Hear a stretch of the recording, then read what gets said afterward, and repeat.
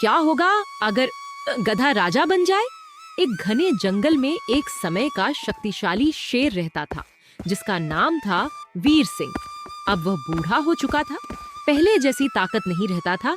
एक दिन वह अकेले बैठा सोच रहा था, अब मेरा समय खत्म होने वाला है, लेकिन मेरे बाद इस जंगल का क्या होगा?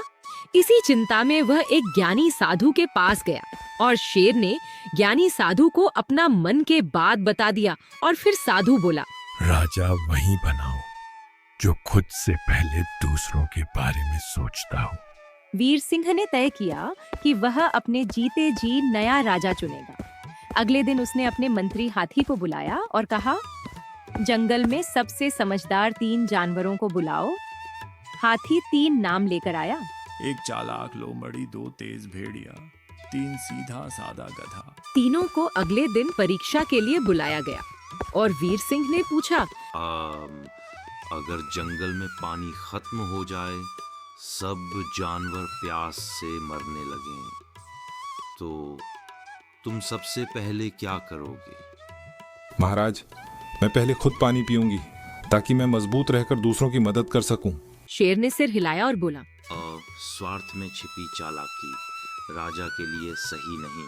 भेड़िया बोला, मैं गुप्त रूप से पानी ढूंढूंगा और अपने खास साथियों को ही बताऊंगा। शेर ने कहा, राजा भेदभाव नहीं करता। अब गधा आगे आया।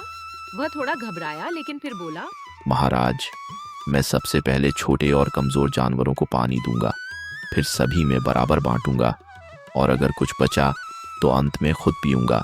पूरा जंगल चुप हो गया। फिर अचानक शेर मुस्कुराया। यही असली जवाब है। राजा वही होता है जो खुद से पहले अपनी प्रजा को रखता है। और उसी समय उसने घोषणा की, आज से गधा ही इस जंगल का नया राजा होगा। कुछ दिन बाद वीर सिंह की मृत्यु हुई। जंगल दुखी था, लेकिन नया राजा गधा अपने वादे पर खड़ा रहा। एक दिन सच में जंगल में सूखा पड़ा और गधे ने वही किया जो उसने कहा था। उसने पहले कमजोरों को बचाया, फिर सबको बराबर पानी दिया और खुद अंत में पिया। तब सभी जानवरों को समझ आया, असली ताकत शरीर में नहीं, दिल और सोच में होती है। अगर ऐसी कहानियां पसंद हैं तो चैनल को सब्सक्राइब जरूर करें। Text like subscribe